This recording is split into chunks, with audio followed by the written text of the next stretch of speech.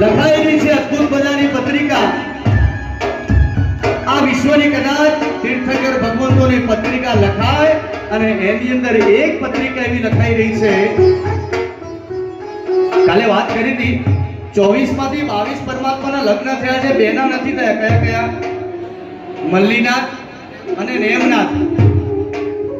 પણ તેમ છતાં એ 22 માંથી કદાચ બેના લગ્ન નથી થયા, પણ બેમાંથી એકની પત્રિકા તો લખાઈ જશે અને પત્રિકા લેખન થઈ રહ્યું છે. કોનું? મારા નેમકુંવરનું, ત્રણલોકના ગિરનાર પર બિરાજમાન છે નેમકુંવર મહારાજાનું પત્રિકા લેખન. ચાલો જોરદાર તાળીના ગડગડાટથી જોડાઈએ. કંકુ છાટી કંકોતર